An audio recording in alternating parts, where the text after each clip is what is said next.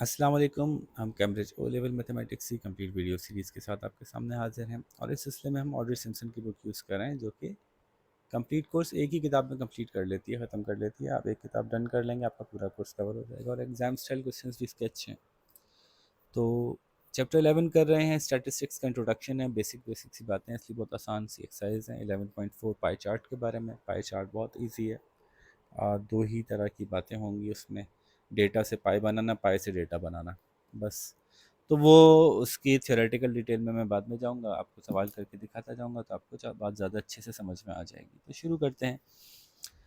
Owner of a village store need to decide how much food space to devote to different classes of goods. These are fresh produce, groceries, household products, magazines and stationeries, and frozen food. As an initial study to the as an initial study, the content of the shopping baskets of the customers are analyzed over a week and results entered into a computerized spreadsheet. The total number of items in each category are printed out and the results are shown below. Fresh produce 351 थी, groceries 183 थी, house hold products 86 थे, magazines 315 थे, frozen goods 165 थे। हालांकि इसमें कुछ मसला है कि इसमें साइज़ का कोई तस्करा नहीं है, सिर्फ नंबर ऑफ़ गुड्स का तस्करा है। और जब आप स्पेस एलोकेट करते हैं तो साइज़ भी मैटर करता है ना भाई, कि ये चीज़ें ज़्यादा बड़ी होती हैं। उसकी हाउस होल्ड प्रोडक्ट्स थे तो 66, लेकिन बड़े बड़े थे। तो लेकिन सिर्फ बेसिक सा सवाल आपको समझाने के लिए बनाया गया, तो ये सारी चीज़ें कंसिडर नहीं हो रही फ़िलहाल। तो copy and complete the table ठीक है, आपने उतार लिया अपने पास। टोटल इसका ज़रूर करना पड़ता है। जब आप पाई चार्ट बनाते हैं तो जो भी फ्रीक्वेंसी है उसका टोटल आपको करना पड़ता है। तो 351 plus 183 plus 66 plus 315 plus 165 is 1080। एक तो ये बात हो गई। ठीक है, इसको ब्लू कर लेते हैं, थोड़ा ब्राइट ब्लू कर लेते हैं। ठीक है, okay. Draw a pie chart to show this information. Pie chart कैसे बनता है? पाई चार्ट एक सर्कल के अराउंड बनता है, तो आपके पास कंपास होना चाहिए। और याद रखिए, जब आप सर्कल का सेंटर मार्क करके कंपास करें तो फटाफट आपको ये करना है कि सेंटर के भी ऊपर भी पेंसिल से मार्क कर लें और हॉरिजॉन्टल एक लाइन ड्रॉ कर लें जो कि एक रेडियस होगा आपका। ठीक है, स्ट्रेट हॉरिजॉन्टल स्केल से अपने रूलर से ड्रॉ कर लीजिए। अब यहाँ से सारे एंगल मार्क होंगे। अब आपको जहाँ आसानी होती है वहाँ मार्क कर लें। आपको लेफ़्ट से एंगल निकालने में आसानी होती है तो लेफ़्ट से निकालते चले जाएंगे। सारा गेम एंगल्स का है। अच्छा, अब इस डेटा को एंगल में कन्वर्ट करना है। टोटल टोटल डेटा है, टोटल नंबर्स हैं 1080 और टोटल डिग्रीज एक सर्कल में होती हैं 360। थोड़ा और डार्क करना पड़ेगा, ब्लैक ही हो गया। ठीक है, 360 होती हैं एक सर्कल में। हमारे पास डेटा है 1080। तो अब आपको ये कैसे पता चलेगा कि आपको कितने डेटा के लिए कितनी डिग्री निकालनी है? दोनों तरह से हो सकता है, डिग्री से डेटा को डिवाइड कर दें या डेटा से डिग्री को डिवाइड कर दें, एक ही बात। अब चूंकि मुझे निकालना है कि कितनी डिग्री है हर डेटा की, हर डेटा के अगेंस्ट कितनी डिग्री बनती है, तो फिर मैं डिग्री को डेटा से डिवाइड करूँगा। ठीक है, तो 360 डिवाइड बाई 1080 का क्या मतलब हुआ कि 0.3333, तो 0.33 बन गई एक के लिए। तो 0.33 डिग्री पर वैल्यू ऑफ दिस डेटा। तो अगर 351 वैल्यू है तो डिग्री कितनी बनेगी? तो इसके आगे आप चार्ट बनाएंगे अगला, ऐसे इसको एक्सटेंड करेंगे। वर्टिकल फॉर्मेट में बना लें तो ज़्यादा अच्छा है। और अब आप इसकी डिग्रीज मेंशन करेंगे। 0.33 351 जो डेटा है वो कितनी डिग्रीज को रिप्रेजेंट करेगा, जबकि एक जो है वो 0.33 को रिप्रेजेंट करता है। तो 0.33 मल्टीप्लाइड बाय 0.33 मल्टीप्लाइड बाय 351, ये आ गया 115.83। थोड़ा मोटा कर लेते हैं पेन को, सॉरी, 115.83, 115.83। ठीक है, फिर 183 को 0.33 से डिवाइड कर लेते हैं, मल्टीप्लाई कर लेते हैं। 183 इंटू 0.33, 60.39। फिर 66 को 0.33 से मल्टीप्लाई कर लेते हैं, 21.78। फिर 315 को 0.33 से मल्टीप्लाई कर लेते हैं, 103.95, 103.95। फिर 165 को 0.33 से मल्टीप्लाई कर लेते हैं, 54.45।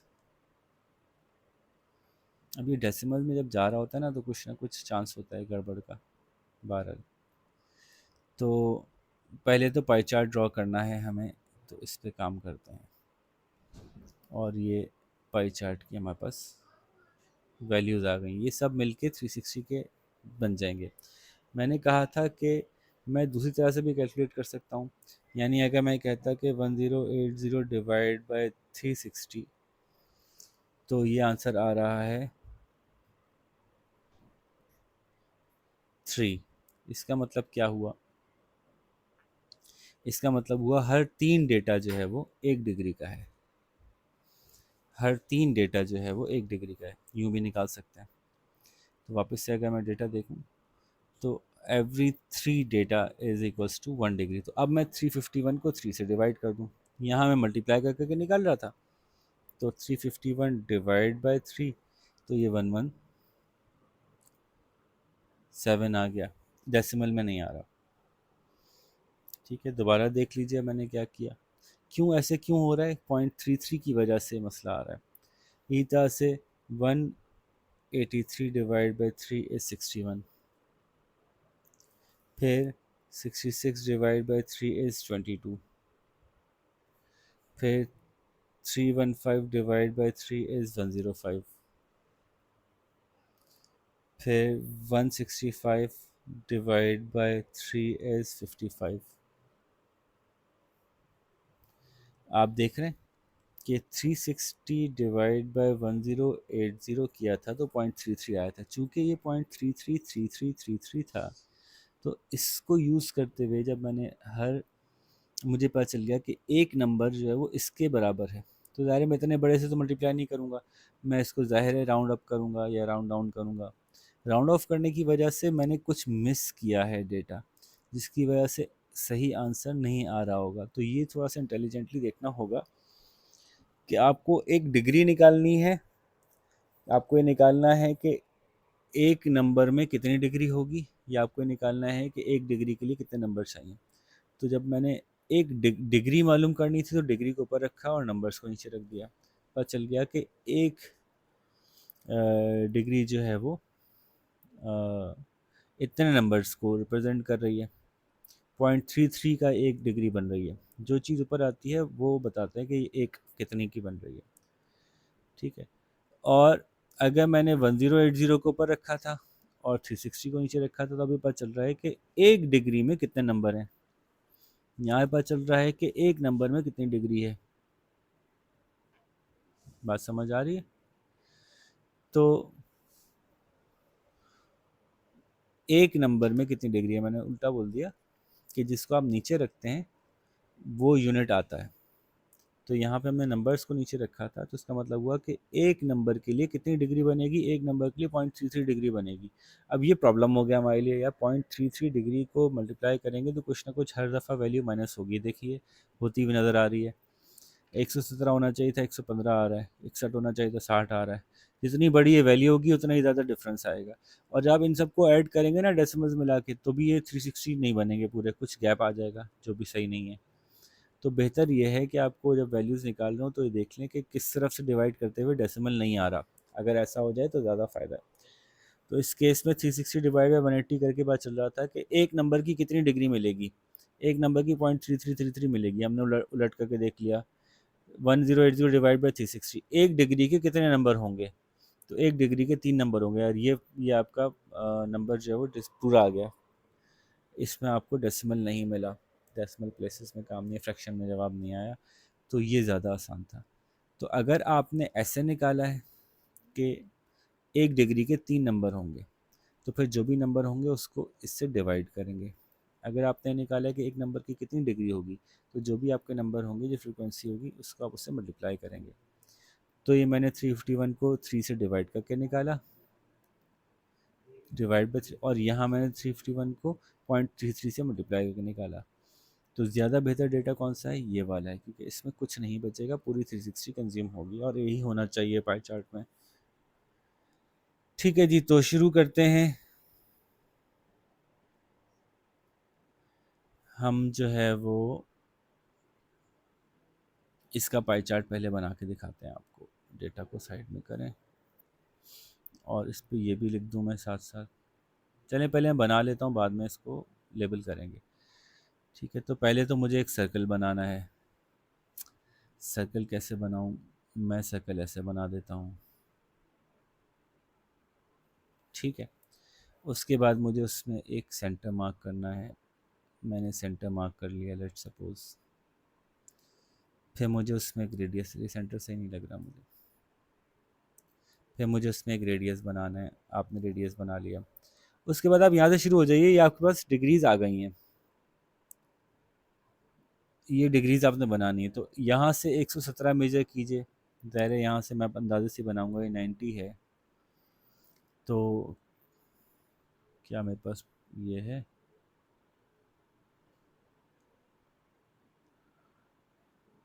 चेक करते हैं कि क्या हमारे पास ये आ गई ज़ीरो। जब भाई ज़ीरो, ज़ीरो, एलिप्स नहीं चाहिए, सर्कल चाहिए।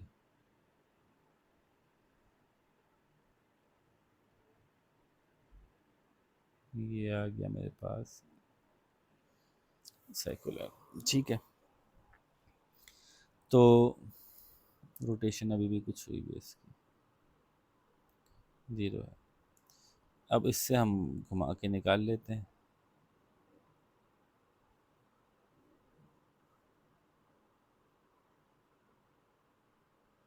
जस्ट चलें ऐसे ही अंदाजे के लिए, देखते हैं कैसा रहता है। कितना चाहिए था, 117। ये 117 आ गया।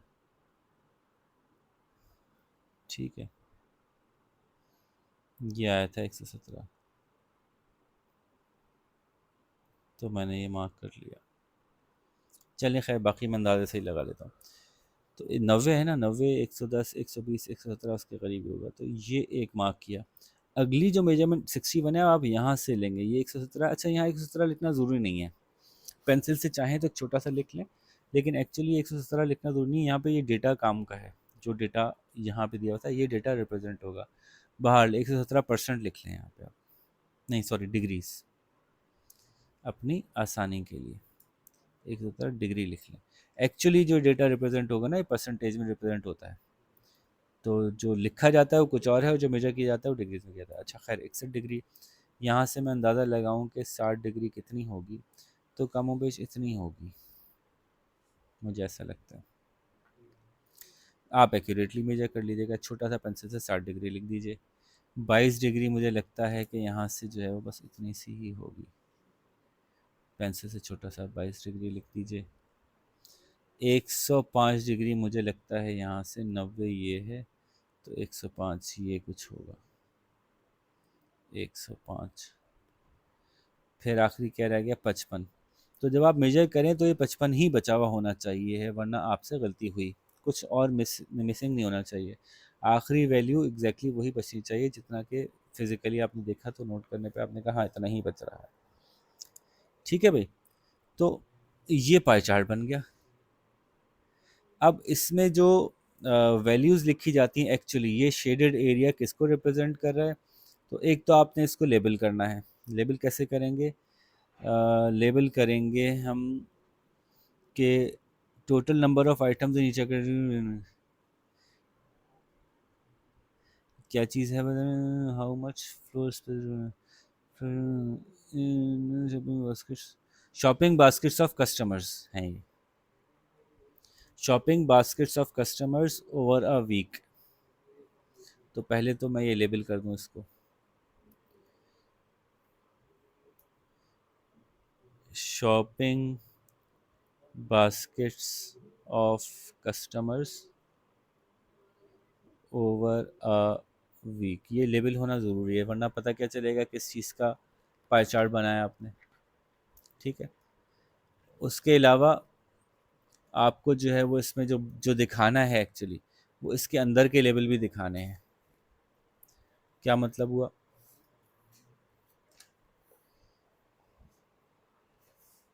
मतलब ये हुआ कि 117 किसको रिप्रेजेंट कर रहा था? फिर डेटा में जाइए, 117 फ्रेश प्रोड्यूस को कर रहा था, तो यहाँ फ्रेश प्रोड्यूस लिखा जाएगा। Fresh produce. फिर 61 किसको रिप्रेजेंट कर रहा था? 61 ग्रॉसरीज को रिप्रेजेंट कर रहा था, तो यहाँ ग्रॉसरीज लिखा जाएगा। हाउस होल्ड प्रोडक्ट्स, तो हाउस होल्ड प्रोडक्ट्स। ठीक है। मैगजीन्स एंड स्टेशनरी, तो मैगजीन्स एंड स्टेशनरी। फिर लास्ट है फ्रोज़न फूड्स, तो फ्रोज़न फूड्स।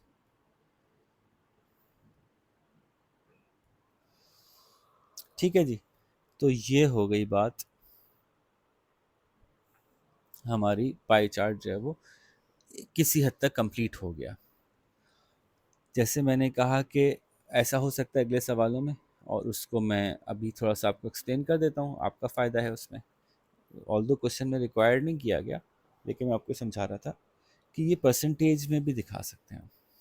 चाहें तो आप वाला डेटा ले लें जो कि 1080 बन रहा था, उसमें हर एक की परसेंटेज निकाल दें। कैसे निकलेगी? सॉरी कैसे निकलेगी? 351 डिवाइड बाई 1080 मल्टीप्लाई बाई 100, ऐसे निकाल दें। या जो हमने डिग्रीज की वैल्यू निकाली है उससे निकाल दें, 117 divide by 360 multiply by 100, answer same आएगा दोनों सूरतों में। तो मैंने क्या किया,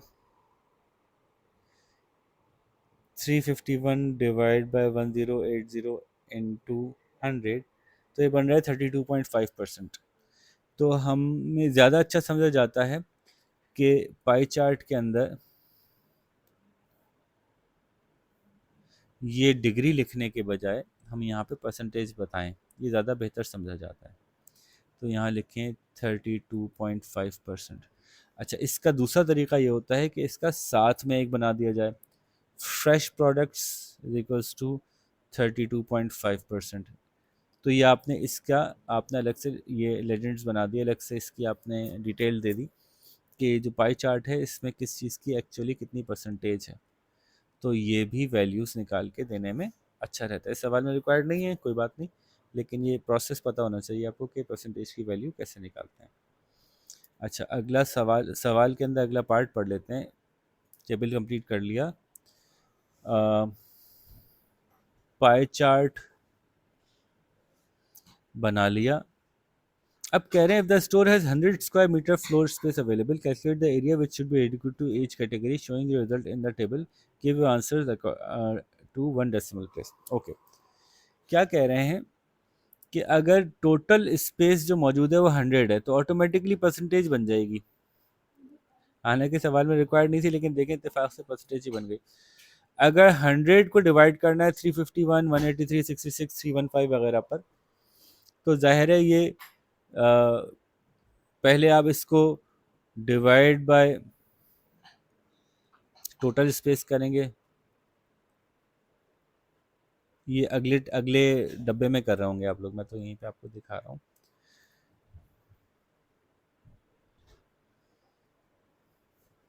ठीक है, तो आपको पता चल जाएगा 351 डिवाइड बाई 1080 मल्टीप्लाई बाई 100 करेंगे, क्योंकि 100 है आपके पास स्पेस अवेलेबल। तो जैसे मैंने कहा कि 32.5, ये क्या चीज़ है? स्क्वायर मीटर, मीटर स्क्वायर इसको देना है। फिर 183 डिवाइड बाय 1080 इंटू 100, 16.94 आ रहा है, तो 16.9 इसको देना है square metre. 66 divide by 1080 into 100 is 6.1, इसको देना है metre square. 315 divide by 1080 into 100 is 29.1 metre square इसको देना है। ठीक है, इसी तरह से 165 डिवाइड बाय इंटू 100, तो ये बन रहा है 15.3, 15.3 इसको देना है। ठीक है, तो ये टेबल भी कंप्लीट कर दिया हमने कि किसको कितना स्पेस देना था, और हमने इसके अंदर पाई चार्ट भी बना दिया। हमारा काम कंप्लीट हो गया, क्वेश्चन नंबर 1 डन हो गया। ठीक है, नेक्स्ट क्वेश्चन पूछ रहा है electricity consumption on farm is recorded in units of energy per day for 4 consecutive quarters of years. 23 units per day रहता है एवरेज एनर्जी कंजम्पशन एक क्वार्टर में, 3 महीने में। 11 यूनिट्स पर डे रहता है एनर्जी कंजम्पशन दूसरे क्वार्टर में। 21 यूनिट्स पर डे रहता है तीसरे क्वार्टर में। 65 यूनिट्स पर डे रहता है चौथे क्वार्टर में। ओके, अब क्या करें? फरमान है, इसको डेटा को मैं यहाँ लिख लेता हूँ, ऐसे करता हूँ ताकि वो बार बार पीछे रेफर ना करना पड़े। कितना है? 23, 11, 21, 65। 23, 11, 21, 65। ठीक है, अब क्या फरमा रहे हैं? Draw up a table to show these results and calculate the angles required to show them on a pie chart. Okay, quarter 1, quarter 2, quarter 3, quarter 4, 23, 11, 21, 65। चारों को ऐड कर लीजिए सबसे पहले तो। ना पाई चार्ट के लिए मैंने आपको बताया था सबसे पहले ऐड किया जाएगा। 65, ये आ रहा है टोटल 120। अब आपके पास डिग्रीज कितनी है? 360। तो आपने 360 को 120 से डिवाइड कर दिया, क्योंकि होल नंबर आना ज़्यादा बेहतर है। तो 360 डिवाइड बाय 120 इज 3। इसका मतलब है एक नंबर के लिए 3 डिग्रीज चाहिए होंगी। एक किसके लिए चाहिए होंगी? एक जिस वो भी जब आप लफ्ज़ एक बोलें तो नीचे वाले के लिए वो एक इस्तेमाल होगा जिससे भी आपने डिवाइड किया है। तो इसकी इंटरप्रिटेशन होगी एक नंबर के लिए 3 डिग्रीज लगेंगी। अगर मैं ऐसे करता तो मैं कहता 1 डिग्री के लिए इतने नंबर चाहिए होंगे। ठीक है, एक के साथ जो यानी यूनिटरी मेथड आपने अगर पढ़ा हुआ है तो आपको ये बात समझ में आ रही होगी कि मैं क्या कह रहा हूँ। और अगेन यहाँ पे अगर मैं 120 डिवाइड बाई 360 करता तो 0.33 आता, और हम वहीं उसी मसले में आ जाते। तो हमें बेहतर ये लगता है कि आंसर होल नंबर में आ जाए, वो वाला ऑप्शन ज़्यादा बेहतर है। ठीक है, तो आपने क्या किया? डिग्रीज निकाल ली। डिग्रीज इन पाई वो बनेंगी एक नंबर के लिए 3 है, तो 23 नंबर्स के लिए कितनी बनेंगी? 23 multiplied by 3, 23 multiplied by 3, 69। 69 degree इसको देना है, 33 इसको देना है, 63 इसको देना है, 65 मल्टीप्लाई बाय 65 मल्टीप्लाई बाय 3, 195 इसको देना है। ठीक है, टोटल 360 डिग्री हो गए। अब पाई चार्ट तो आप वैसे ही बना लेंगे जैसे मैंने बताया था, सर्कल बनाएंगे, हॉरिजॉन्टल एक सर्कल के सेंटर से लगाएंगे, 69 डिग्री कुछ यहाँ बनेगी, 33 यहाँ बनेगी, 63 यहाँ बनेगी, बाकी 195 होगा। ये सही सही नहीं बना, 180 तो इतना ही होता है, ये कुछ यहाँ बनेगा। ठीक है, तो यानी हमसे यहीं से गलती हुई। 69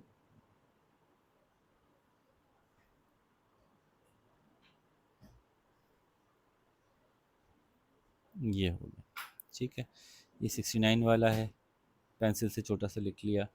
33 वाला है, ये 63 वाला है, ये 195 वाला है।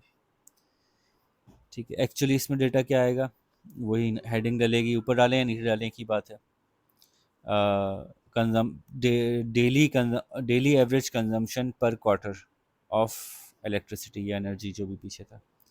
और फिर यहाँ पे लिखेंगे Q1, Q2, Q3, Q4। इस तरह से इसकी पाई बन रही होगी। First, second, third, fourth quarter भी कह सकते हैं। तो कुछ और रिक्वायर्ड है, draw and label the pie chart? नहीं, परसेंटेज निकालने की भी रिक्वायरमेंट यहाँ नहीं है अभी, तो नहीं निकालेंगे। और कितना रह गया जी सवाल? बस 2 सवाल रह गए। क्वेश्चन 3 में कह रहे हैं news agent stocks the following groups of items: 35% newspapers, 50% magazines और 15% स्नैक्स। ये इनके स्टॉक का ये हाल है।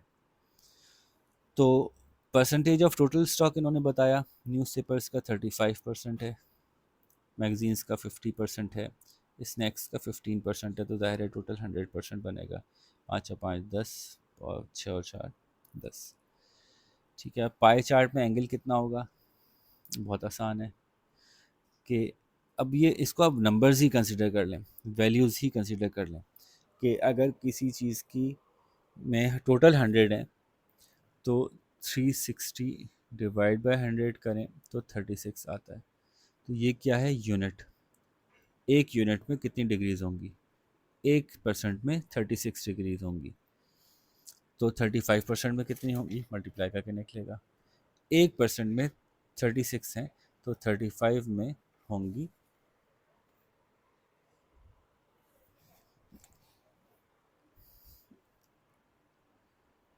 अच्छा नहीं 36 नहीं होंगी, क्या हो गया, 3.6 होंगी।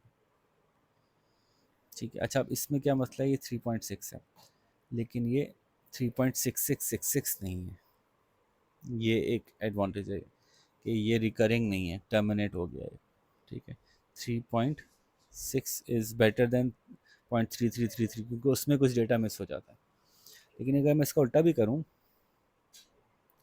तो वो ज़्यादा ख़तरनाक है, क्योंकि 100/360 होता है, तो होता है 0.27777। अब ये रिकरिंग आ गया ना, ये ख़तरनाक हो गया, तो दिस इज़ बेटर 3.6। तो मुझे पता चला 1 डिग्री के लिए, क्योंकि 1% के लिए, क्योंकि परसेंटेज को हमने नीचे रखा है इसमें और डिग्री को ऊपर रखा है, तो 1% के लिए 3.6 डिग्री लगेगी। तो 35% के लिए 35% 35 मल्टीप्लाइड बाय 3.6, तो आया 126 डिग्रीज। चलो भाई, होल नंबर आ गया। 50 मल्टीप्लाइड बाय 3.6, ये आ गया 180। चलो भाई, गुड हो गया। 15 मल्टीप्लाइड बाय 3.6, ये आ गया 54। सारे होल नंबर आ गए, डिग्री डिग्री डिग्री। तो यूँ 3 डिग्रीज को आप अपनी पाई चार्ट पे दिखा देंगे, 126 डिग्री, 180 डिग्री और 54 डिग्री आप कर लीजिएगा। क्वेश्चन नंबर 4 है, copy and complete this table showing the angles on a pie chart which is being drawn up to represent the number of students taking psychology, sociology, economics and history out of a group of students। Total number 72 हैं, तो 14, तो पहले तो हम इसकी degrees निकाल सकते हैं।